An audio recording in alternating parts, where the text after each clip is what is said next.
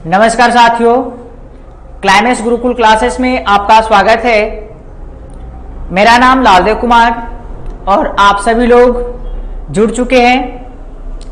आज हम computer class का कुछ डिस्कशन करने वाले हैं, बहुत सारे चीजें सीखने वाले हैं। दोस्तों, आज का कंप्यूटर का क्लास इंट्रोडक्शन का क्लास होगा। इस क्लास में हम लोग कंप्यूटर का इंट्रोडक्शन के बारे में जानेंगे और कंप्यूटर के बेसिक पॉइंट सीखने का काम करेंगे। उसके साथ साथ हम लोगों को कंप्यूटर में स्टार्टिंग पॉइंट में क्या क्या पढ़ना होता है, इन सभी चीज के बारे में जानकारी को प्राप्त करने का काम करेंगे। तो दोस्तों, इंफॉर्मेशन को आप अपने साथियों के साथ शेयर कीजिएगा। आज का जो सेशन है, इस सेशन पे हम आते हैं और देखते हैं कि आज के क्लास में हम लोगों को क्या पढ़ने हैं। दोस्तों, सबसे पहला पॉइंट में हम लोगों को ये चीजें ध्यान रखना है।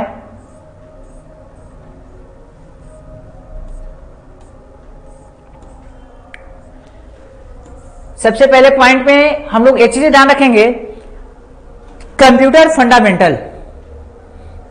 क्या समझना है? Computer fundamental. एक कंप्यूटर फंडामेंटल होता क्या है, सबसे पहले इसके बारे में हम लोग जानकारी को प्राप्त करने का काम करेंगे।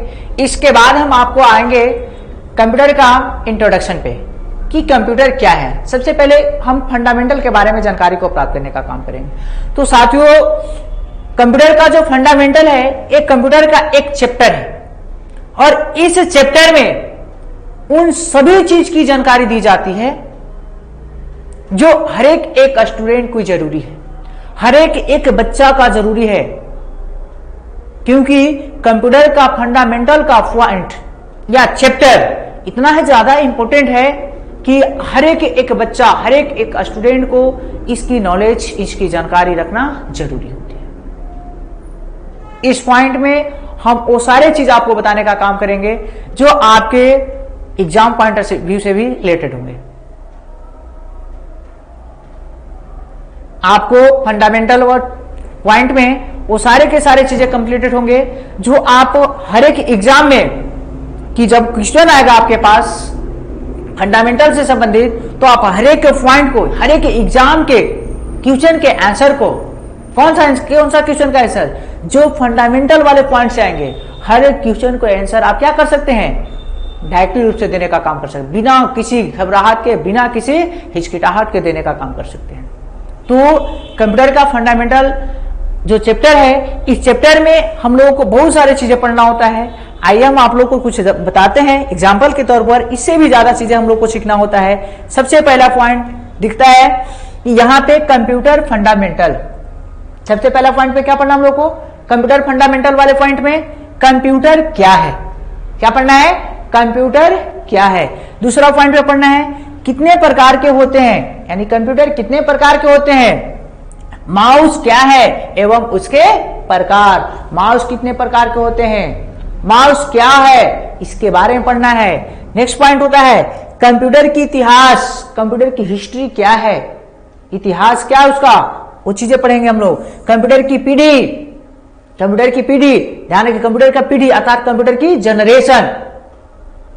तो कंप्यूटर की पीढ़ी में हम लोगों को वो चीजें पढ़ना होता है कि जैसे हम लोगों का पीढ़ी आता है, होता है ना, बाबा, बाबा के पापा, इस तरह से होते हैं पीढ़ी हम लोगों का। ठीक उसी प्रकार से कंप्यूटर की भी पीढ़ी है, तो उसके पीढ़ी के बारे में, उसके जनरेशन के बारे में भी हम लोगों को पढ़ना होता है। उसके साथ साथ सीपीयू क्या होता है, कीबोर्ड क्या है, मॉनिटर क्या है, इत्यादि।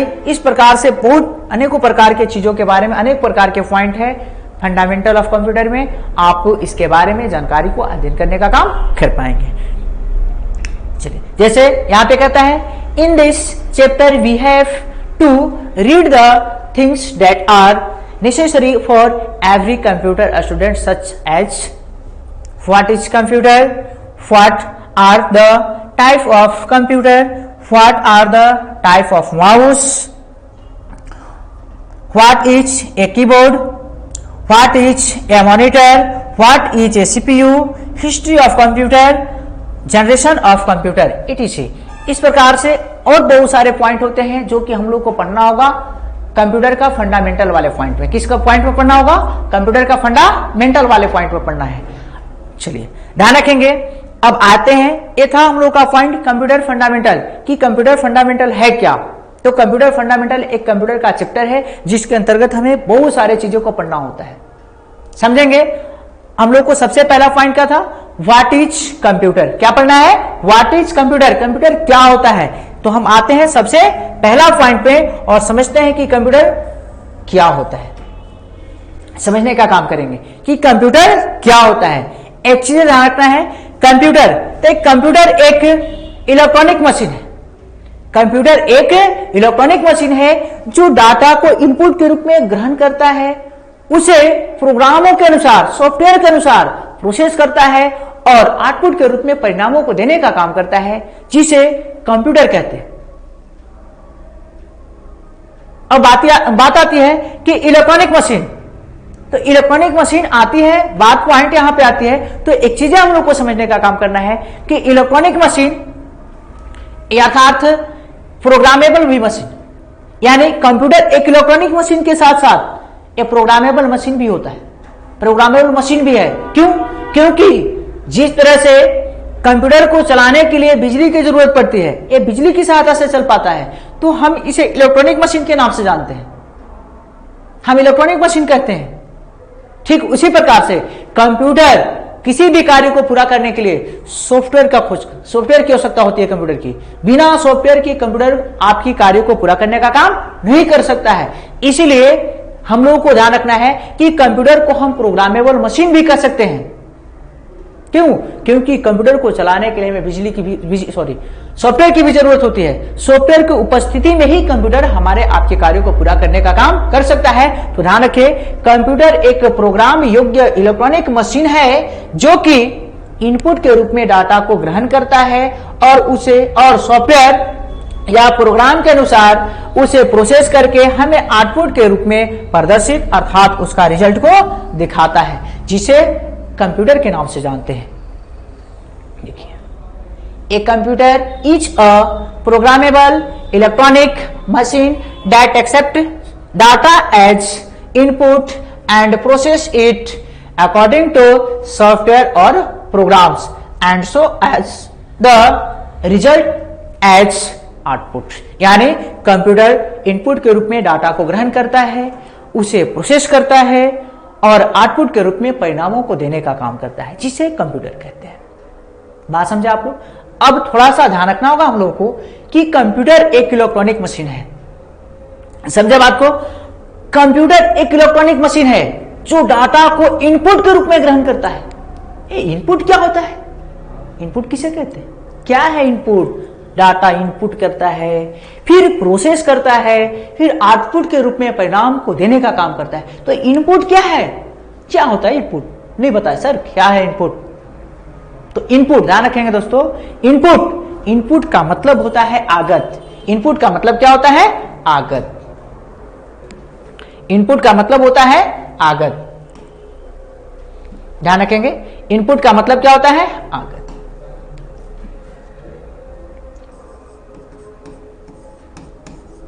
क्या होता है? आगत होता है। अब समझेंगे कि इनपुट है क्या। तो पॉइंट ध्यान रखना है हम लोग को, इनपुट एक प्रकार की प्रोसेस है, प्रक्रिया है। कौन सी प्रक्रिया को इनपुट कहा जाता है? तो जब हम कंप्यूटर में डाटा को डालने का काम करते हैं, डाटा को डाल रहे होते हैं, कंप्यूटर में डाटा को डाल रहे होते हैं, तो कंप्यूटर में डाटा को डालने की जो क्रिया होती है, डालने का जो प्रक्रिया है, उसी को कहा जाता है इनपुट। लेकिन ध्यान रखना है, लेकिन जिसकी सहायता से, जिस डिवाइस का प्रयोग करके आप कंप्यूटर में डाटा को डालने का काम करते हैं ना, वो क्या कहलाता है? इनपुट डिवाइस कहलाता है। क्या कहलाता है? इनपुट डिवाइस कहलाता है। समझ रहे बात को? इनपुट डिवाइस कहलाता है। तो वो चीजें है इनपुट। कंप्यूटर में डाटा को डालने की क्रिया इनपुट कहलाती है, और कंप्यूटर जब डाटा को ग्रहण कर लेता है, उसमें डाटा डाल दिया जाता है, तब उसे वो अरेंज करने का काम करता है। क्या करता है वो? अरेंज, यानी उसे व्यवस्थित करने का काम करता है। उसे व्यवस्थित करने का काम करता है, जिसको कि हम लोग प्रोसेस के नाम से जानते हैं। और प्रोसेस का मतलब भी होता है प्रक्रिया।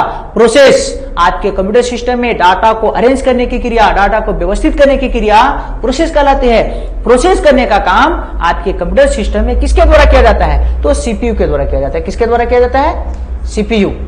किसके द्वारा? सीपीयू के द्वारा किया जाता है। सीपीयू हमसे डाटा को ग्रहण करता है, उसे प्रोसेस करता है और फिर आउटपुट के रूप में, किस रूप में? आउटपुट के रूप में परिणामों को देने का काम करता है।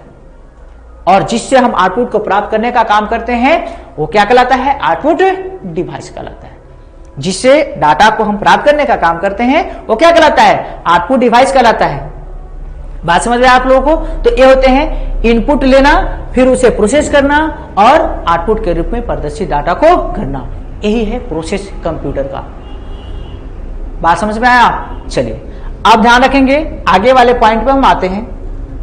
नेक्स्ट पॉइंट में देखिए, नेक्स्ट पॉइंट होता है, कहता है कि कंप्यूटर शब्द की उत्पत्ति अंग्रेजी भाषा के कंप्यूट शब्द से हुई है।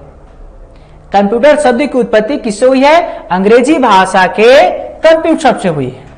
किससे हुई है? अंग्रेजी भाषा के कंप्यूट शब्द से हुई है, जिसका मतलब होता है गणना। जिसका मतलब क्या होता है? गणना। जिसका मतलब होता है गणना। जिसका मतलब होता है गणना। कंप्यूटर शब्द की उत्पत्ति अंग्रेजी भाषा के कंप्यूटर शब्द से हुई है, जिसका मतलब होता है गणना। एक चीज ध्यान रखना है थोड़ा सा कि एक कंप्यूटर शब्द की उत्पत्ति कंप्यूटर शब्द से हुई है, लेकिन कभी कभी एग्जाम में आपको ये भी देखने के लिए मिलते हैं, आपको मिलेंगे ग्रीक भाषा। क्या मिलेंगे? ग्रीक भाषा और लैटिन भाषा। लैटिन भाषा ये भी देखने के लिए मिलेंगे। ये तीनों भाषाओं में कंप्यूट और एक और शब्द जो लैटिन भाषा होता है, इस लैटिन भाषा में हमें मिलता है कंप्यूटरे। क्या मिलता है? कंप्यूटरे।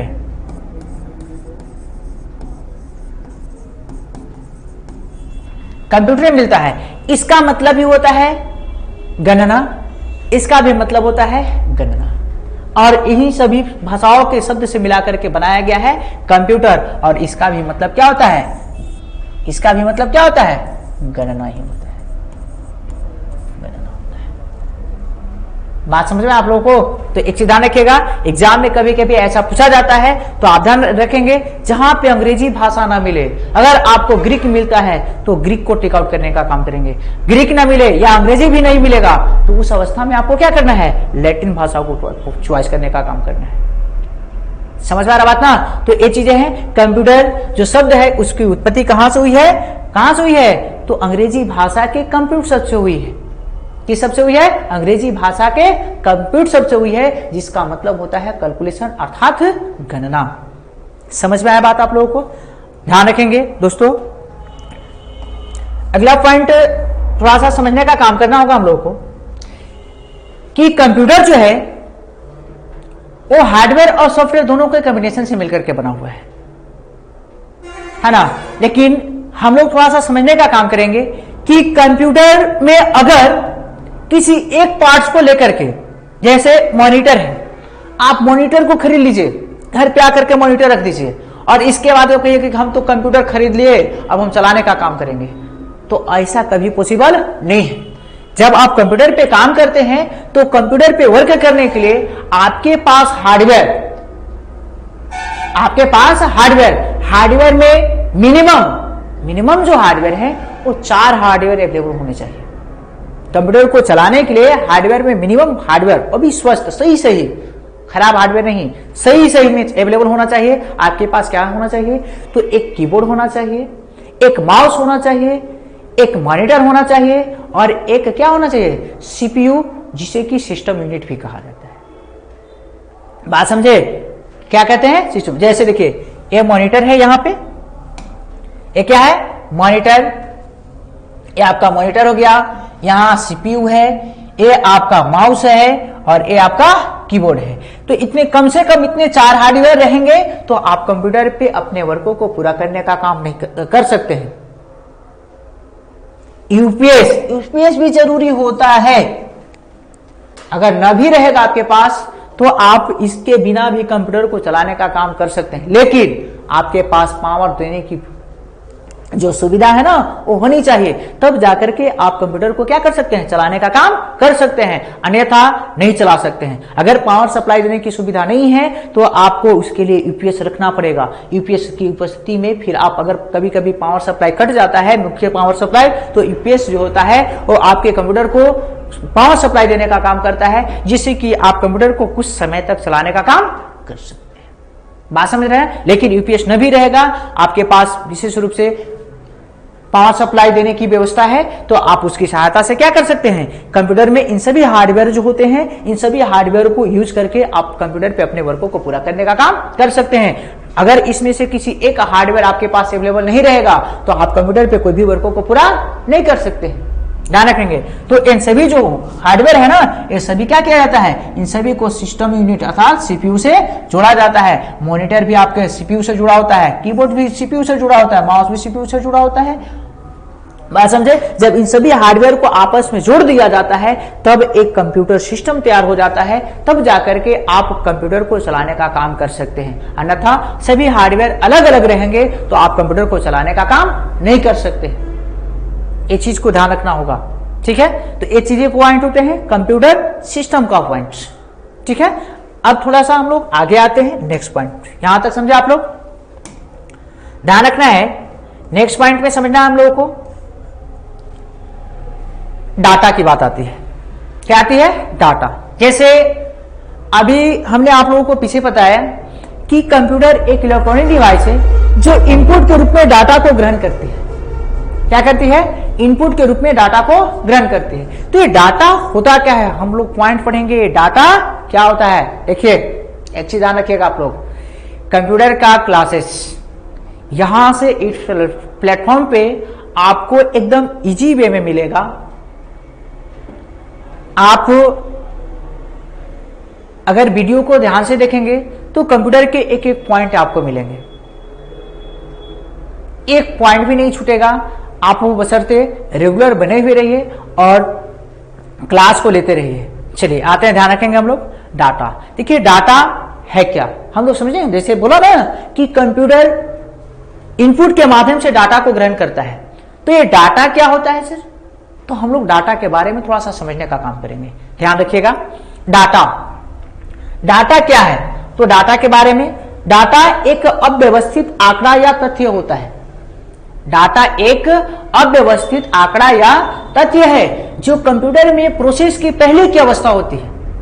कंप्यूटर में प्रोसेस के पहले की अवस्था को डाटा कहा जाता है।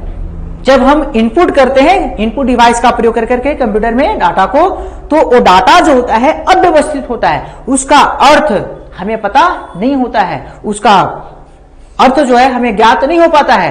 तो कंप्यूटर में प्रोसेस की पहले की अवस्था, जब तक वो प्रोसेस नहीं रहता है तब तक पहले की अवस्था को क्या कहा जाता है, डाटा। और जब डाटा प्रोसेस हो जाता है तो बाद में हमें आउटपुट डिवाइस भी मिलता है, जिससे कि हमारे आपके द्वारा उसको पढ़ करके समझने का काम किया जाता है। तो वो इंफॉर्मेशन हो जाता है जो कंप्यूटर के द्वारा हमें रिजल्ट मिलने का काम होता है। बात समझे ना। तो समझना है कि डाटा है क्या, तो डाटा एक अव्यवस्थित आंकड़ा या तथ्य होता है जो कंप्यूटर में प्रोसेस की पहले की अवस्था होती है। कंप्यूटर में प्रोसेस की पहले की अवस्था को डाटा कहा जाता है। ये डाटा दो प्रकार के होते हैं। डाटा कितने प्रकार के होते हैं, दो प्रकार के। डाटा को दो भागों में बांटा गया। कितने भागों में बांटा गया है, दो भागों में बांटा गया है। एक न्यूमेरिक डाटा और एक अल्फा न्यूमेरिक डाटा। एक न्यूमेरिक डाटा और दूसरा क्या होता है, अल्फा न्यूमेरिक डाटा। समझेंगे कि सर ये न्यूमेरिक डाटा क्या होता है और अल्फा न्यूमेरिक डाटा क्या होता है। न्यूमेरिक डाटा क्या होता है और अल्फा न्यूमेरिक डाटा क्या होता है, इनके बारे में समझने का काम करेंगे। थोड़ी सी बात ध्यान रखेंगे। न्यूमेरिक डाटा, न्यूमेरिक डाटा का मतलब होता है वह डाटा जो जीरो से लेकर, कहां से, जीरो से लेकर के, कहां से लेकर के, जीरो से लेकर के 9 तक के अंकों के मेल से बने होते हैं। वह डाटा जो 0 से लेकर के 9 तक के अंकों के मेल से बने होते हैं वो न्यूमेरिक डाटा कहलाते हैं। क्या कहलाते हो, न्यूमेरिक डाटा कहलाते हैं। कौन से data, numeric data. As a example mobile number, account number, roll number, serial number, ये सभी एक प्रकार के क्या है, न्यूमेरिकल डाटा है। जैसे ध्यान रखेंगे मोबाइल नंबर, ध्यान रखने का काम करेंगे हम लोग।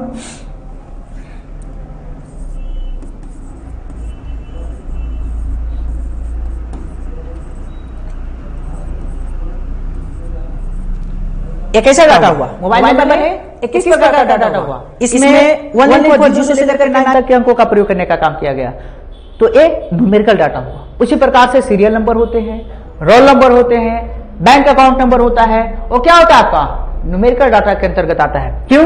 क्योंकि उसमें ओनली फॉर क्या होते हैं, A0 से लेकर के 9 तक के अंक सम्मिलित होते हैं, इसीलिए उन्हें क्या कहा जाता है, न्यूमेरिकल डाटा कहा जाता है। ठीक है, ये न्यूमेरिकल डाटा कहलाते हैं। और दूसरे पॉइंट होते हैं अल्फा न्यूमेरिक डाटा।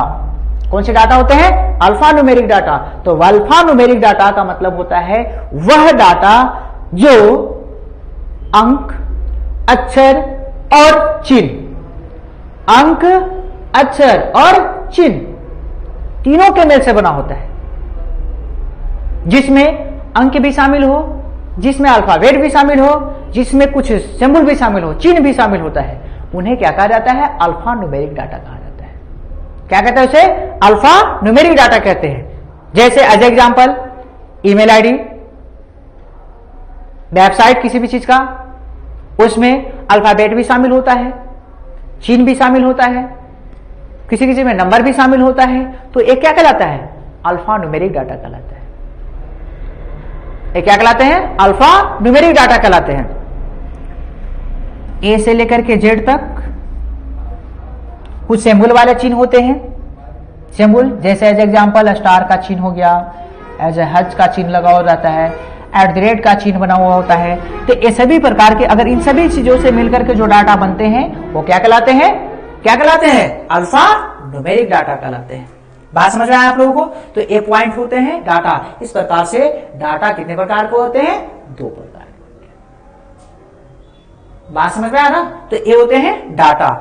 चलिए, इसके बाद नेक्स्ट पॉइंट पे हम लोग आते हैं। अगला पॉइंट ध्यान रखने का काम करेंगे हम लोग, समझेंगे। अभी हम लोग समझने का काम किए कंप्यूटर है क्या, ठीक है। इसके बाद डाटा किसे कहते हैं, इसके बारे में आप लोगों को बताया गया। नेक्स्ट पॉइंट हम लोग आते हैं कंप्यूटर का फुल फॉर्म, यानी कंप्यूटर का पूरा नाम क्या होता है। कंप्यूटर का पूरा नाम क्या होता है, इसके बारे में हम लोग समझने का काम करेंगे। तो कंप्यूटर जो वर्ड है वो अल्फाबेट जो होते हैं वो अल्फाबेट के 8 कैरेक्टर से, 8 अल्फाबेटों से मिलकर के बने हुए हैं। कितने? 8 अल्फाबेट्स यानी 8 कैरेक्टरों के मेल से बने हुए हैं। जिसमें सबसे पहला पॉइंट सी। सी का मतलब होता है कॉमनली। सी का मतलब क्या होता है? कॉमनली। आमतौर पर O फॉर ऑपरेटिंग अर्थात संचालित, M फॉर मशीन यानी यंत्र, P फॉर पार्टिकुलरली विशेष रूप से, U फॉर यूज यानी प्रयुक्त, T फॉर टेक्नोलॉजी अर्थात प्रौद्योगिकी, E फॉर एजुकेशन अर्थात शिक्षा, और R फॉर रिसर्च अर्थात अनुसंधान। ये होता है बाबू कंप्यूटर का फुल फॉर्म। ध्यान रखेंगे आप लोग, देख लीजिए एक बार बढ़िया से देख लीजिएगा। ये है कंप्यूटर का फुल फॉर्म। कभी कभी आपको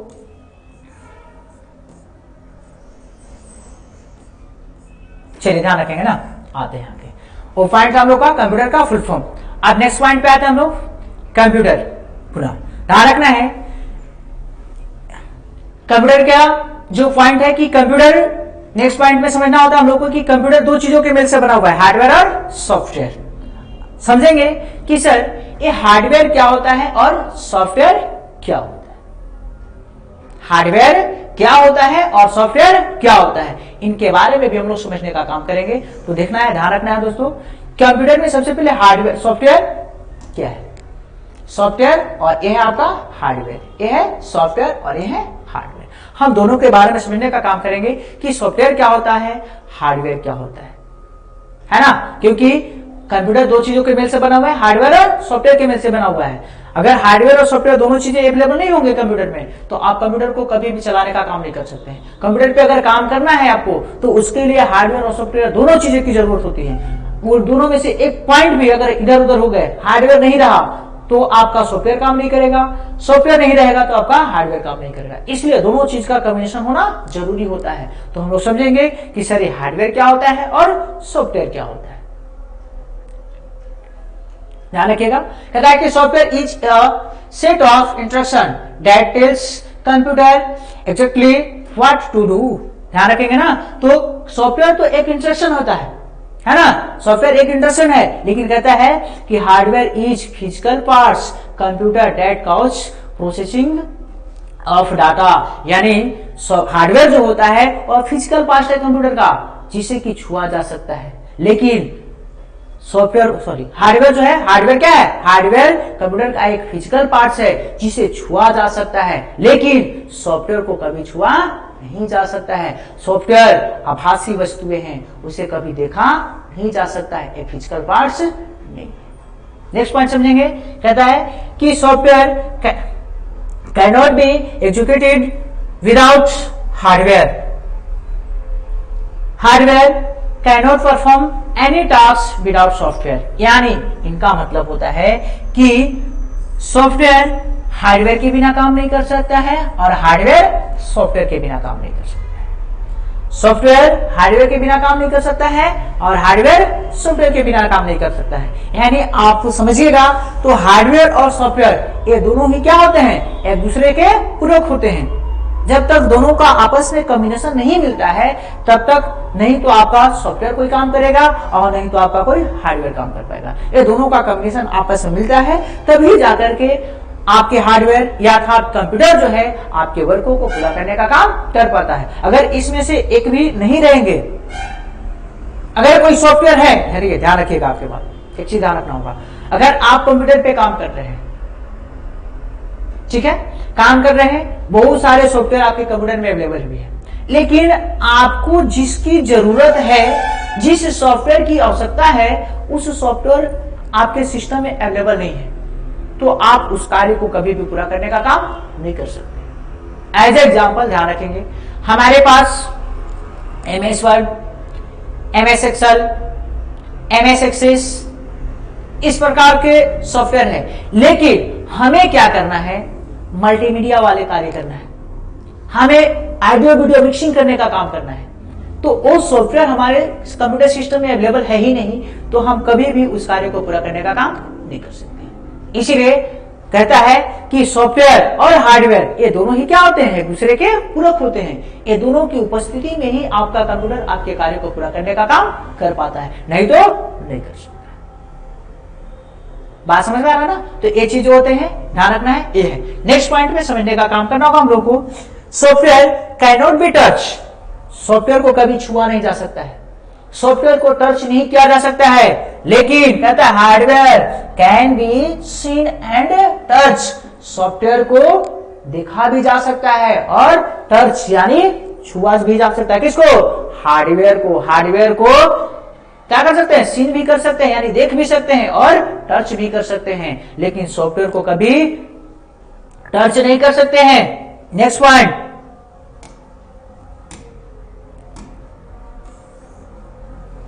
software is deduct in case of problem, hardware is replace in case of problem. कहता है कि सॉफ्टवेयर में कभी कभी प्रॉब्लम होता है, खराबियां होती है, तो उसे हम चेंजिंग कर सुधार कर सकते हैं, उसे अपडेटिंग कर सकते हैं, अपडेट करने के बाद वो ठीक हो जाता है।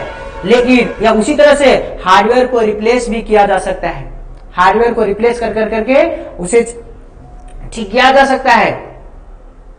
बात समझ में आ रहा ना। फिर नेक्स्ट पॉइंट कहता है कि software is reinstall if the problem is not solve, hardware is replace if the problem is not solve. यानी जब सॉफ्टवेयर में किसी तरह से दिक्कत होता है और उसको आप क्या करते हैं, प्रॉब्लम को अपडेटिंग कर करके सोल्यूशन करने का काम करते हैं, तो उस अवस्था में भी वो सोल्यूशन नहीं हो पाता है, तो सॉफ्टवेयर को हमें क्या करना पड़ता है, अनइंस्टॉल कर करके उसे हटा करके कंप्यूटर से और पुनः उसमें या तो उसी का नया सेटअप से डालने का काम कर लेते हैं, या फिर हम नए वर्जन के सॉफ्टवेयर को उसमें इंस्टॉल करने का काम कर लेते हैं। उसे हटा करके किया जा सकता है। ठीक उसी प्रकार से हार्डवेयर को भी क्या कर सकते हैं, रिप्लेस करने के बाद, उस बनाने के बाद वो सक्सेसफुल नहीं हो पाता है तो उसे भी हम क्या कर सकते हैं, परिवर्तन करने का काम कर सकते, उसके स्थान पर उसी चीज को हम नए डिवाइस के रूप में यूज करने का काम कर सकते हैं। बात समझ में आ रहा है आप लोगों को? तो ये चीजें होते हैं। तो ये है आप लोगों का कंप्यूटर क्या है। तो कंप्यूटर के क्लासेस में यहां का पॉइंट्स, आज के पॉइंट में हम लोगों का यहां तक रहेगा। बाकी बहुत सारे पॉइंट हम लोग को पढ़ना है। तो अगले वीडियो में हम मिलेंगे आप लोग से नेक्स्ट पॉइंट के साथ। Thank you. अगर वीडियो अच्छा लगे तो आप लोग शेयर कीजिए, लाइक कीजिए, सब्सक्राइब कीजिए और दोस्तों को भी इंफॉर्मेशन को शेयर कीजिए। धन्यवाद। Take care.